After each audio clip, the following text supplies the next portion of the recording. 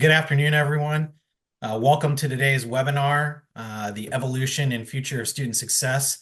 My name is Joe Heltzel, and I'm the Vice President for Customer Success at BBH.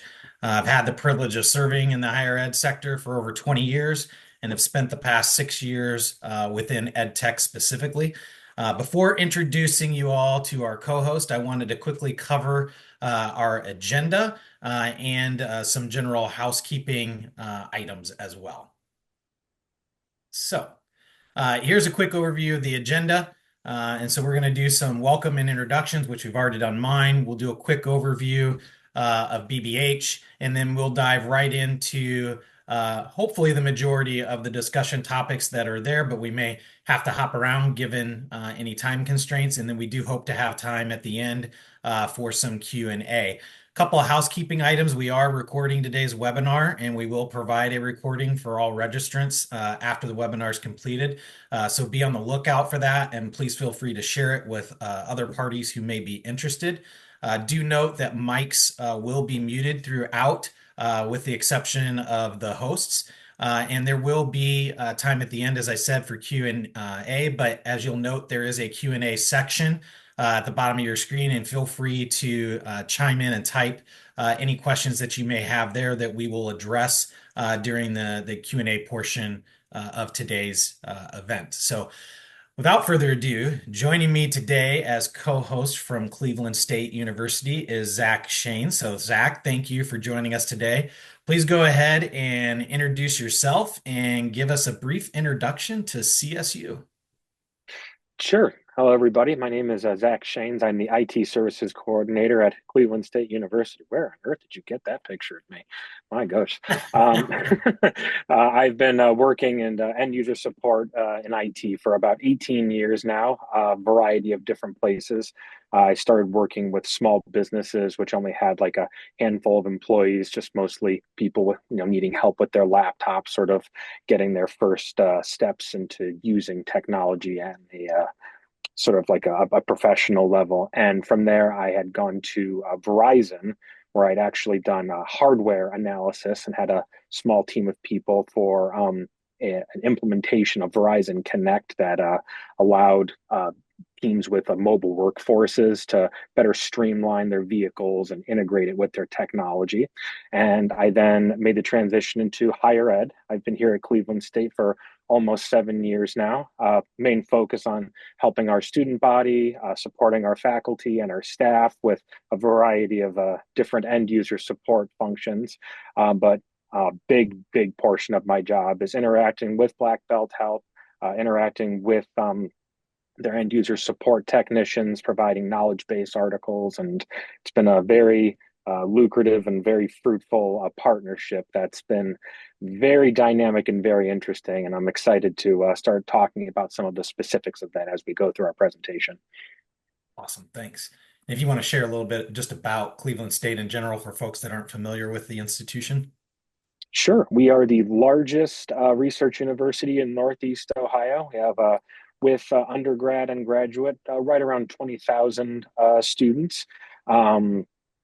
Big emphasis on our research. Obviously, that's sort of our bread and butter here, but we also have communications, computer science.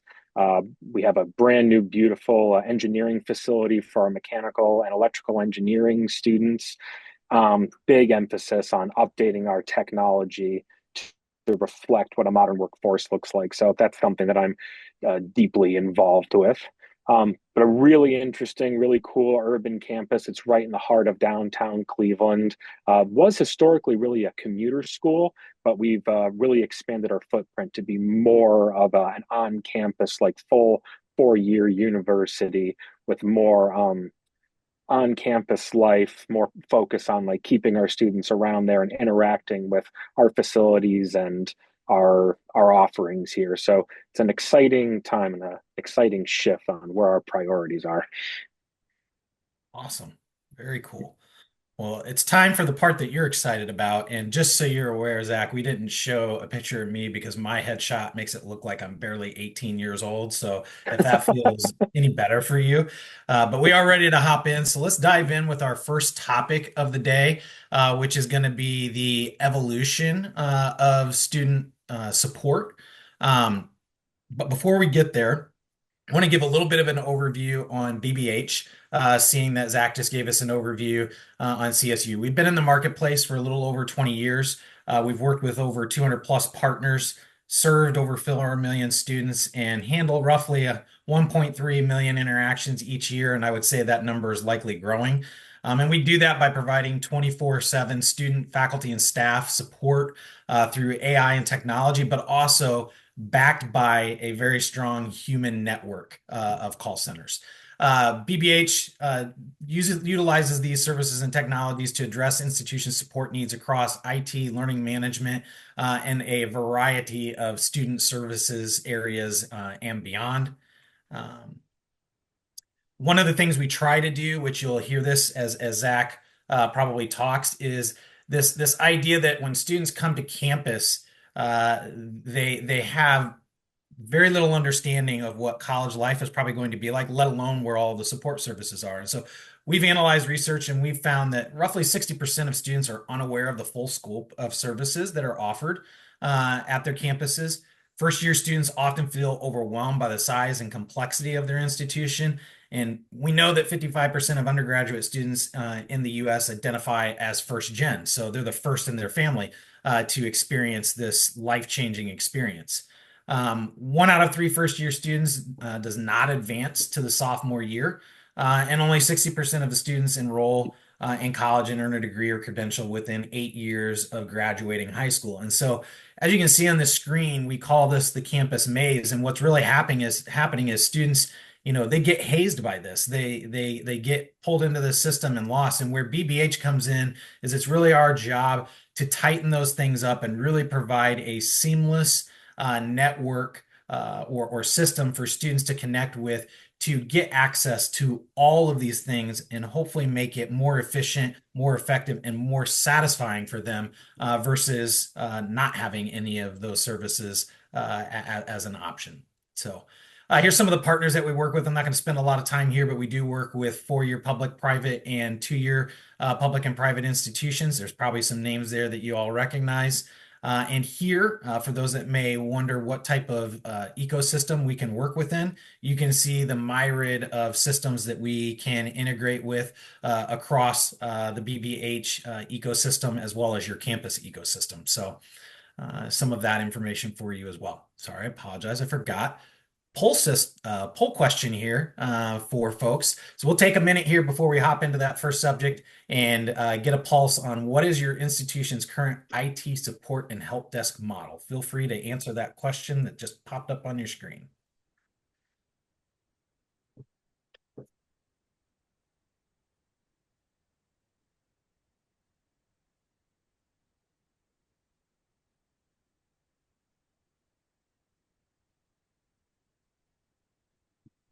Take another minute or two here.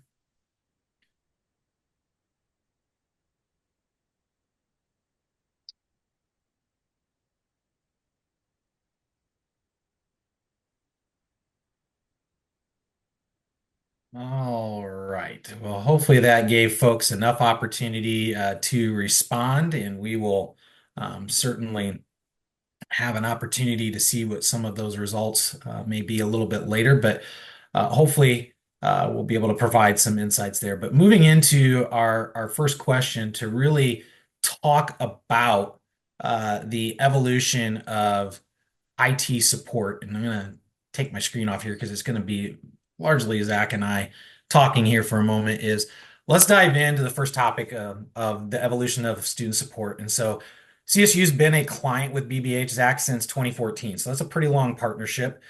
We started that partnership with e-learning, and our goal there was to provide better support for students across Canvas and other e-learning systems with 2,500 interactions. But in 2021, thanks to that partnership, we were able to connect with the IT section of CSU and brought you all onto the partnership as well with an additional 10,000 interactions. And we're currently looking at and scoping out the possibility of evaluating EduView, which is one of our newer technologies, which we will hear a little bit about more later. And we're also in the process of obviously discussing other collaborative ways to make providing support to the CSU community more efficient, accurate, and cost effective. So we know from your introduction that you've got 18 years of IT support experience. So let's explore how the industry has changed a little bit over the last 2 decades. So can you share, Zach, what the biggest challenges were when you entered the industry as an IT support professional 18 years ago? And do those challenges still persist in the industry today? Sure. So I would say like the biggest personal challenge that I always faced was um, properly educating and getting my users to understand what their technology did, how to best use it, and then everybody's favorite thing, how to help it and how to support it once things inevitably go wrong, whether it's a user not understanding how to interact with the technology, whether it's hardware failure, software failure, our favorite company, Microsoft, weeding its way into our lives and never seeming to get its foothold out of what we do as IT professionals. Um, and I would say that is closely mirrored to where a lot of our difficulties still lie today. You mentioned the hazing maze. We are no stranger to that here at Cleveland State. We have a lot of different support functions. Not all of them certainly have like the strongest technology vein running through them, but they all touch our technology infrastructure in one way or another. So really just being able to effectively guide people to the right avenues to get their help, that's always the biggest step. Once they have a problem and they bring it to us, we're very confident in how we can fix the problems. And it's, we've been a university for, oh, Lord, almost like 60 years now. We are very akin to helping people when they have problems, regardless of what they are across the academic sphere. But it's very rare that we see a problem that's brand new to us. I think that might be shifting as we get into this next phase of how technology and people interact, especially with AI like starting its big foothold and how it's going to be pushing forward, which I'm sure we'll cover a bit further down the line. But really what I've like come to appreciate and understand as an IT professional is that we are in the technology business, but what we really are is in the people support business. People have issues, people have questions, people are trying to advance their lives with technology, and it's on to us to have meaningful connections, understanding people's issues and incorporating technology into that so that they can succeed in their job functions or as students and however they're going to be interacting with us. Yep. That's really good points there, Zach. So as you mentioned, obviously there's this evolution that's happening within the industry. So as you think back over the years and you think of the phases of that evolution, what are some of the technological advances that you feel like have had the most significant impact on IT support within the higher education industry? Well, really the ubiquity at which technology is relied upon. So in my life, the biggest leap forward that I can point to is smartphones. People having fully featured operating systems in the palm of their hand in their pocket with them at all times.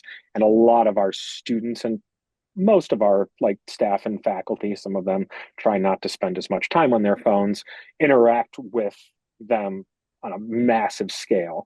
And even if it's something as small as like two-factor authentication, needing a secondary device to make our security more complete, that's really where I think it really changed because it went from like, 20 years ago, you could still with confidence say, I'm not a computer person. And that was an acceptable societal and social thing to say. In 2024, I'm not really sure how you interact, especially like in a higher ed environment with the a, a lot of information that needs to be parsed out, categorized, submitted, reviewed. How you do that without at least a pretty decent understanding of computer systems and how they operate. Like it's become just a staple of our modern society. And it didn't used to be that way, but now I think it firmly is. And as a result of that, people need more support than ever, regardless of demographic. Everybody needs some help in understanding how these things incorporate and how they work. Yeah. I mean, that's a good point. I mean, I'm not that technologically advanced, and I probably skew towards the end of folks that are not as tied to their cell phones. But I mean, I just take one look at my nieces and nephews, which they're all under the age of 10, and they can do more with their phone than I ever could imagine to. So I totally can hear where you're coming from there and totally understand that. Obviously, one of the more recent things that has impacted the industry was, COVID-19 and the pandemic, which really did something to higher ed that probably has never really happened before, which was push higher ed to really think quickly and react quickly to a very unexpected situation. Not that higher ed institutions are not familiar with crises, but this was something on a global scale that obviously nobody could have imagined. But part of that push was this, push to all of a sudden everybody's working remote and everybody's doing their learning online. And post-pandemic, a lot of that has not changed. There's a lot of hybrid models. There's still a lot of online learning opportunities that are available to students, and it's really persisted and become the new norm. So, can you share how those changes have impacted the delivery of IT support services, especially knowing that you guys came online with us in 2021, right at the front edge of the pandemic? I mean, I was gonna say, like, I don't know if you're trying to bring up a PTSD memories for me I'm personally, but not. I was, I was the key person in bringing BBH on for our more complete IT support. So I remember that period of time very vividly. It was like wake up, look at the incident board, help someone connect with VPN, RDPing into an existing computer, helping them with like a laptop that got shoved into their hand or placed on their desk and said, "Here is your new computer that isn't a dusty old desktop that you need to use in order to either do your job or instruct your class." So yeah, that was pivotal, and it was really interesting navigating that and creating the support model, because what we used to have were two on-site help desk technicians. They were still with us when the pandemic initially hit, so we had to help them with their remote setup, and that was a couple of days. That was an absolute mess that I had to help them with.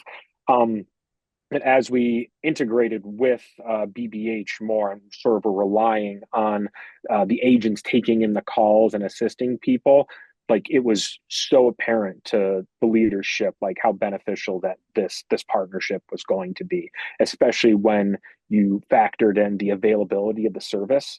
Because it used to be like our help desk was available from 8 a.m. to 5 p.m. And when they were done with their shifts, they would clock out. And if you had a problem, you either sent an email or you left a voicemail. And hopefully you were high enough up in the queue that your problem got addressed early enough the next day. Whereas with the BBH support, they could talk to a person, get usually get the help that they needed on the first call, get their issue resolved, and get back to doing their work. And, you know, people would sometimes be working strange hours during the whole pandemic because they were juggling family that were now suddenly crunched in the home, or, doing work at odd different times. So being able to offer them support on a much wider time frame was something that was very beneficial.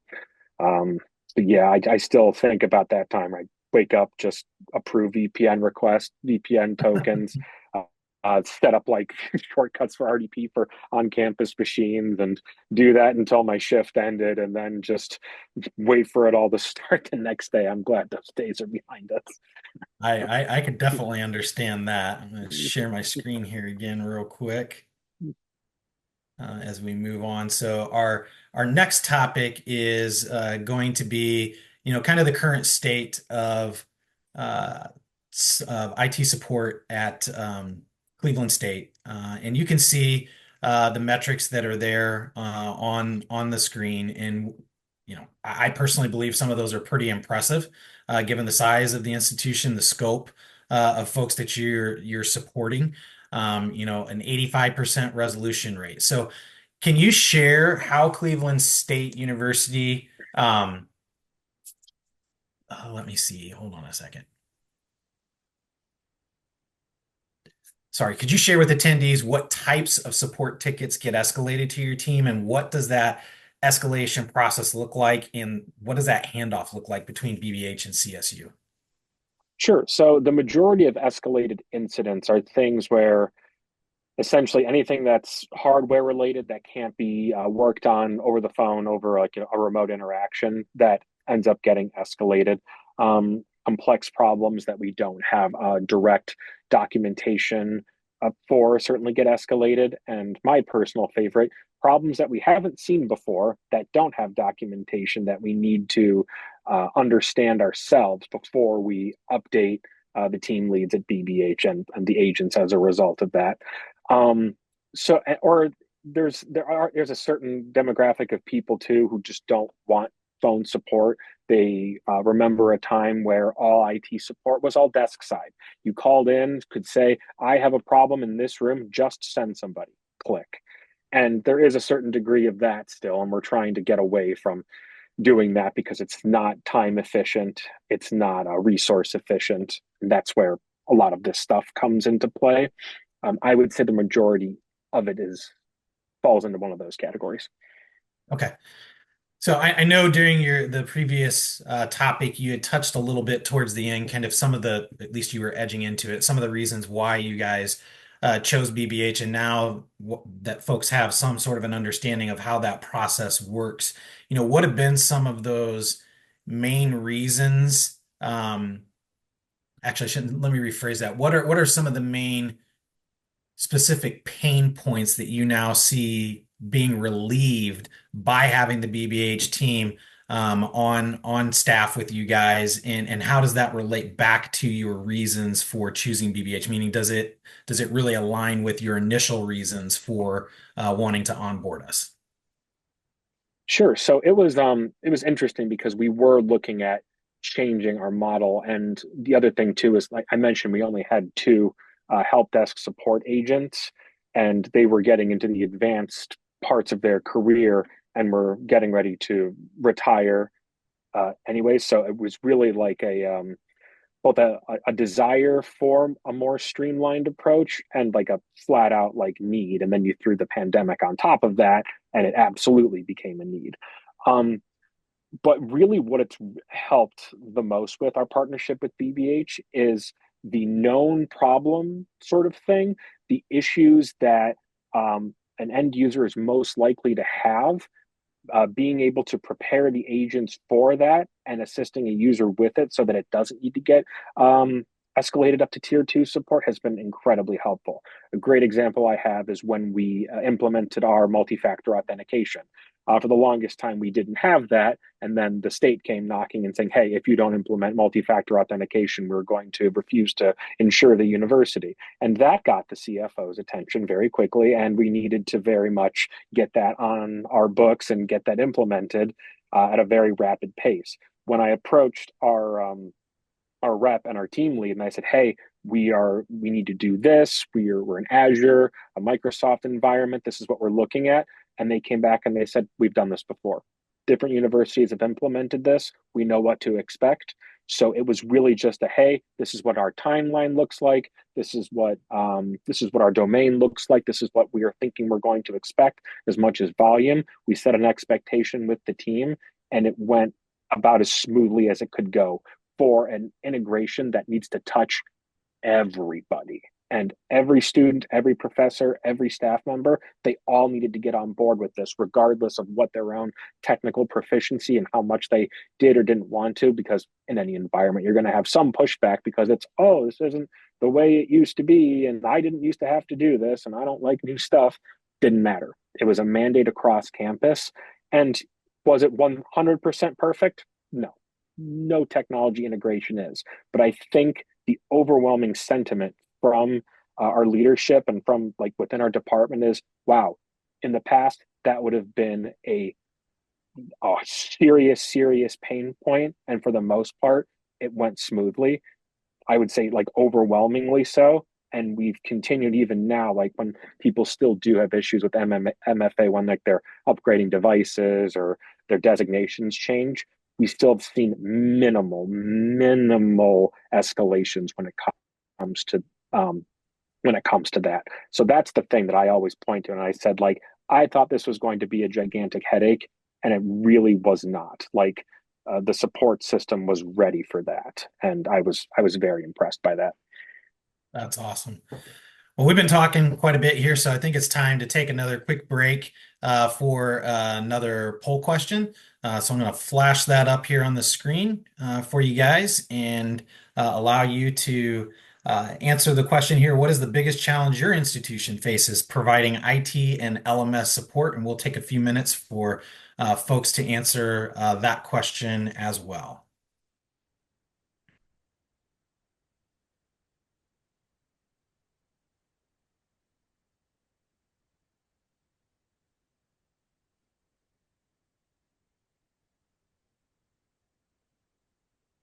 There it is.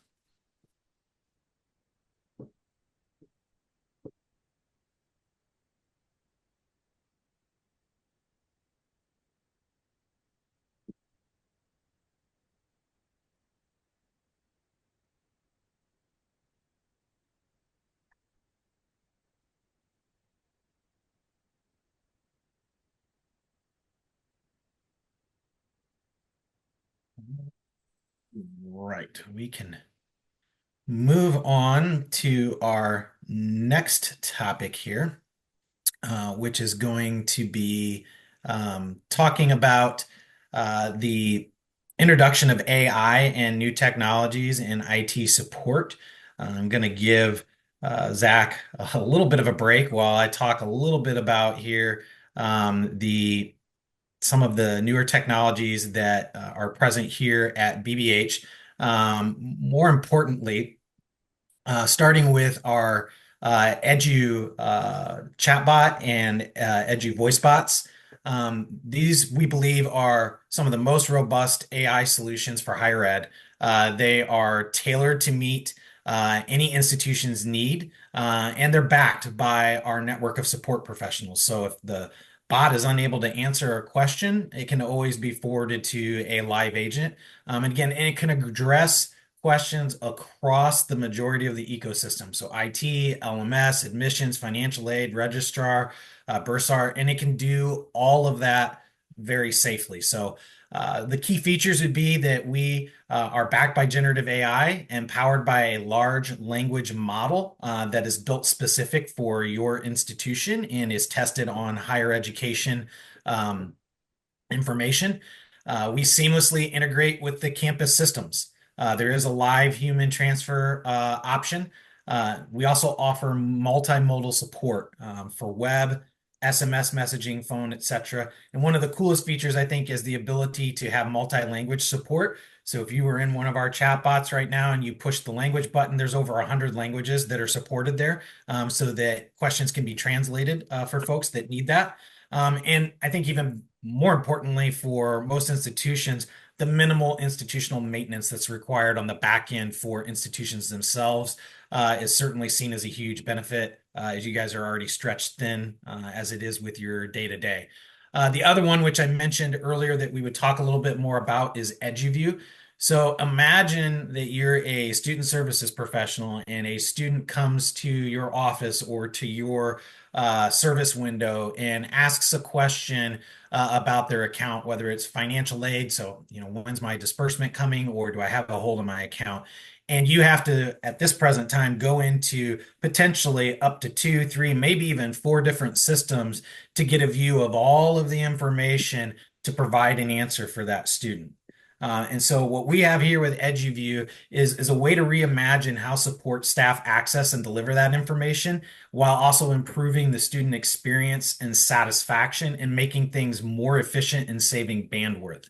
And so what EduView allows is this is a platform that sits on top of your disparate systems, and it allows everything to be pulled into one single screen to provide a holistic view of a student's relevant support information. It'll integrate with campus systems and applications. It's customizable so that it meets the institution's requirements. And it has the ability to create, escalate, and close tickets within the view. And most importantly, it is highly secure and it is FERPA compliant. And so this is a great tool and a great technology that we're really, really excited about. But we know that there's other stuff out there on the horizon and other things that we want to discuss. And so I'm going to pull Zach back in so that we can have some more dialogue. So, Zach, what technologies or trends do you foresee as game changers in the future of student support services? And please don't allow anything that I just shared about BBH to color your commentary there. Oh, no, I mean, I think everybody who's kept their ear to the ground on technology knows that like the companies are dumping a lot into these ideas of large language models and AI. We're primarily a Microsoft and Windows shop here. We got our newest HP, our G11s, the 860s, the 840s, and the 830s, and they actually have a physical Copilot button next to the space bar now. So instead of having like your secondary Windows function key, they are seeing the the Copilot integration as essential enough and used enough where it's going to be its own dedicated physical key on the keyboard. So I think that's pretty telling there. Outside of that, I mean, I think it all kind of depends on the user's willingness to embrace like what the different technologies are. You always have your early adopters, people who sort of come in after the fold, and then in the third phase, like people are forced to use things just because like they really have no other choice. Higher ed moves at a really, I think slow is too derogatory of a word. It moves at a very deliberate pace. And the way that the technology fits in can only move forward as quickly as the people on the campus are willing to use it. There are some cases where it's kind of like forced upon them. We have the Windows 11 cutoff coming up soon with the TPM 2.0 requirement. So there are some dusty old computers on campus that will, unfortunately, despite of how good they've been to the users, will need to be updated and replaced. Um, it's tough to say because just as a as an industry, like outside of like some very specific like research functionalities, we don't tend to be the early adopters in technology. So AI is definitely a thing. The increased amount of distance and e-learning that's being done, which I know you touched on previously, I think you'll see that continue to expand. We've also seen more collaboration amongst like the colleges near us. So, for instance, Lakeland and Cuyahoga Community College, which are in reasonable geographic distance to us, we are now sharing some platform and sharing some students that are using our platforms and are using our resources as a delivery mechanism for some other classes, some things that aren't being offered directly on our campus. And it's been a really interesting to see how we've been bringing them into the fold, even though technically like they might be considered our competitors. We are sort of pooling some resources there to deliver the maximum amount of value that we can to the students of our area. And I think that really benefits everybody. Like it benefits the other schools, it benefits us. They have a good experience with that distance learning. They might consider coming onto our campus directly and taking more classes, or vice versa. A student here be like, oh, like they have these offerings over here, and I can take some classes over there as well. I think that more butts in the seats, more education, more opportunity for the new student demographic at large can only be a good thing for all of higher ed. Yep. So now that you've talked through some of those things that you foresee as, game changers or just things that will change the dynamic in the industry, when you think of your own campus, how do you anticipate some of these new technologies coming into play to reduce student support, to reduce support delivery costs while maintaining or improving service efficiency and accuracy? I think it really comes down to the transparency in what the different on campus functions do. You showed that Mays Hayes thing earlier. I think if you make it very clear where to get the support and who is equipped to deliver it, that's how you minimize the frustration of the end user who feels like they might be getting like pinballed around, and you increase the satisfaction of the person who needs the support. So there really needs to just be a more unified like communication. For us, I think like Cleveland State's website needs to be updated in a certain way. It can be difficult to navigate, and I know a lot of campuses have this problem too, some more than others.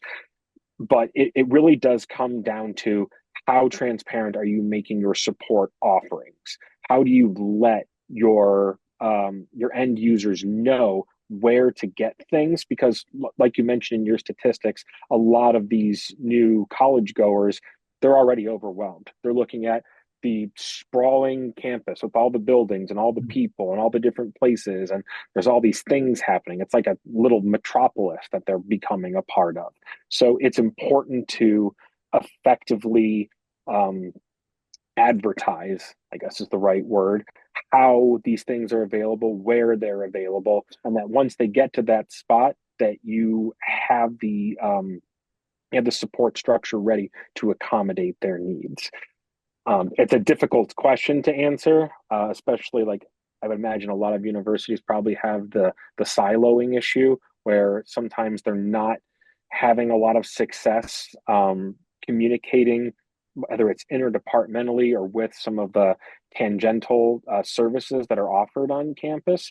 So it's important to make sure you're bringing all those people together and having like open and honest discussions about where someone's support begins and ends, minimizing the gray areas, and when when the when the problems arise, that you are equipped to handle them effectively. It's easier said than done, and it takes a lot of training, and it's really a culture thing.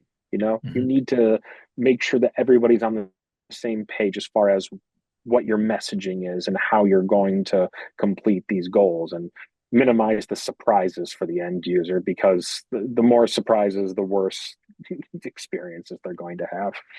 Yeah.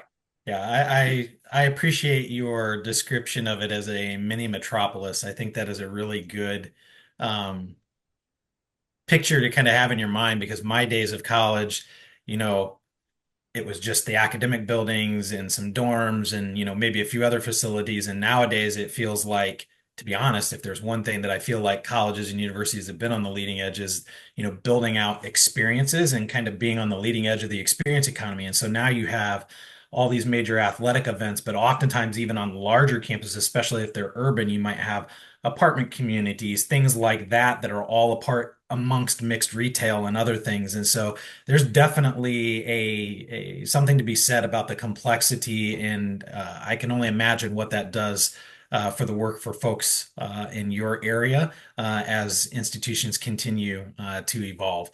Well, we're gonna take another quick break for another poll question here.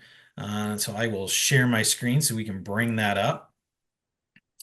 And so next poll question is your institution currently exploring AI-powered chatbots to improve student support? So we'll give you a few moments here to answer with one of those multiple choice questions, and then we'll move on into our next topic.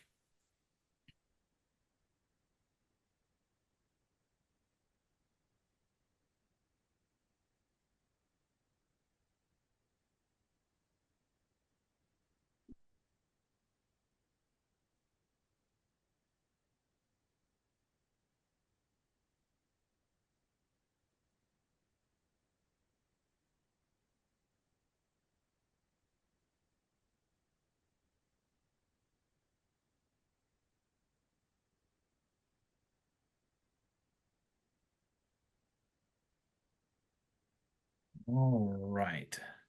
Feel free, folks, to keep chiming in on those answers, but we're going to move on to our next topic, which is likely to be our last, just so that we allow some time for some back and forth with some question and answers to address any questions that have been answered and still have time to, wrap up and provide any last minute directions to folks. But I think what a lot of people always want to know, especially from somebody who's got the experience that you have, that's not even just higher ed specific, but spans quite a bit of industry, but thinking about best practices and lessons learned. So I'm curious, during your 18 years, I'm sure you've seen the good, bad, and the ugly that comes with managing an IT support ecosystem. So, what are some of the most common mistakes you've seen IT support teams make? And feel free to use your own examples if you'd like. And how can those be avoided? I think the most common mistake I've seen, regardless of institution or whether it's private or public sector, is not settling on configuration management for the devices that you are managing. So, in the way back in the Stone Age, 18, 20 years ago, when I was managing, like 10 or 12 laptops and one web server, it was largely just single isolated computers with like Norton antivirus and Adobe Reader installed on it. And people had full administrative like credentials on them and would use things like Kazaa and LimeWire and download an MP3 of a Linkin Park song on their work computer, which yes, I saw that happen more than once. And then going into like a bigger environment and then having a domain, but maybe not necessarily like consistent configuration management, I think that's just a huge mistake. Having either imaging using technology like Autopilot, Microsoft SCCM, something like that, where you can make like common programs easily manageable, installable by an end user, having things like principle of least privilege implemented. Mhm. Sometimes people are their own worst enemies, and being able to restrict what they're able to do, especially in a public institution like ours, where you have considerations like FERPA and we have sensitive like student information. The last thing you want is for people to be using these state issued computers like they are their own personal devices to do this, that, or whatever on it. And let's be honest, people do a lot of personal things on computers, whether it's banking, dealing with medical interactions with their doctors, bills, uh, turning on Instagram and or opening up Facebook and keeping in touch with people. People's lives have become so intertwined with technology now that it gets difficult for them to see like this issued device as just a tool that they need to be using for their work. So I think the stronger your configuration management is and Mhm. limiting what they have access to, you are both streamlining like what is this device used for when problems occur. It's going to be a much more like small list of like more commonly known issues with a set amount of software and hardware configs, so that when the problems do arise, like, oh, we've seen that one before and we know how to fix it. Versus if people can kind of go rogue and on their own, they'll break the stuff in ways that you cannot even imagine. Some of these a lot of stories are coming to mind. Uh, but yeah, I think that's really like the main thing. If you start there with a good configuration management system, deliver a consistent experience across platforms. Like we're primarily Windows and Mac here, a little bit of Linux sprinkled around for some of the research stuff. But I think the more consistent you have those offerings to your users, the better it's going to be. Like the more variables you have with that stuff, it's the worst. And we're even a bit more open with, we have a lapse the local administrative password solution through Microsoft. We actually have that available where like if someone does need temporary administrative access to a machine for an approved thing, of course we can offer that. And that's more than what a lot of places are doing, because some of them have had incidents or security vulnerabilities, or God forbid someone clicked on a phishing email and suddenly their entire infrastructure is infected. You can mitigate a lot of that by just offering them like a middle ground here. Like, no, you can't just install whatever you want, but if it's an approved thing, we're not against you doing it, and we can monitor it effectively so we can maintain academic freedom, which does need to be a consideration because we're here to learn and expand. So it's important to make those concessions. But the more consistent you are, the better off everybody is as an end user, as a support person. Consistency, bottom line for sure. Awesome. I appreciate that. So you mentioned this earlier, and I've waited to now to circle back to it, but you talked about, sometimes how uh, institutions of higher ed can be siloed. And so probably more from your experience maybe at CSU, but can you talk about how an IT support team can improve their communication and collaboration with the broader campus community? Yeah, you have to figure out how you're going to deliver your message. So we have a newsletter, a monthly newsletter where we have updates on what we're working on, whether it's a people tools upgrade, whether it's changes to our website. So we have that. We also have a collaborative Microsoft Teams group where we include all of our internal IT people, and we also have what we refer to as shadow IT people, where we have certain technology professionals who preside over some of the more like trickier aspects of our campus. Our engineering school has one. Our digital film school has a person. A few other places on campus, but keeping those people informed of what we're doing has been a very big help. Letting them know, like, hey, this is what's going on. This is what we're working on. This is what we're trying to accomplish, and making sure that those people feel empowered and can go to their users and say to them, like, hey, this is what's going on broadly from a technology perspective on campus. I, People just want to really know, like, what are you doing? Don't work in secret. Don't make things, these like scary or sudden changes to their lives. If you let them know, like, hey, this is something that's on the horizon. I keep thinking about like the whole Windows 11 thing. That's something that is coming in the next, geez, it's like 11 months now, maybe even a little less. That's something that like you need to consider, that you need to be ready for. And like it is still Windows, but things are going to be buried in a little bit of a weirder menu, and it might, the edges are going to be a little bit more rounded. It's going to look a little different, but you need to get ready for that to happen instead of just flipping the switch, boom, now you're in this new environment. Now this person thinks I can't do anything or don't know where anything is. So just finding avenues to do that. And I think the newsletter's been somewhat successful. I tend to think that just word of mouth, people talk on campus. It's really like a big high school in a lot of ways.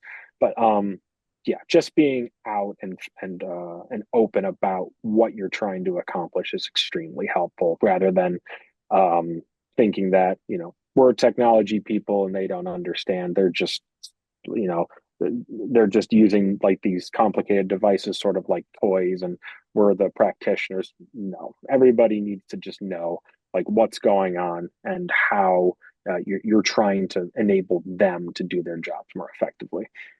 Yep. Awesome. I appreciate that, Zach. I mean, I would add in just in my experience working at higher ed institutions for the first half of the year, I discovered that oftentimes the silos, while they feel like they're there, it's really a perception. And that if you're willing to, walk across that division and make the effort to have the conversation, oftentimes that begins to help those silos crumble and begin to build trust. And then it's amazing what happens when that's done consistently, and then collaboration just happens organically. So thanks for sharing your perspective on that as well. That really concludes the lively discussion portion of the day, but wanted to make sure we did save some time for a little bit of Q&A. And so for folks that are here as attendees, if you have some burning questions that you've been wanting to ask throughout the webinar, now's your time to go ahead and post those in the Q&A section, and we will definitely pull a few of those to be able to ask Zach for his perspective. And shortly after that, we will go ahead and conclude for the day. So if there are any, please post away. Nothing's off the table. An open book over here. There you go, folks. That's good to know. Let it go here for a couple of seconds to see if you come in. I see some folks that are typing.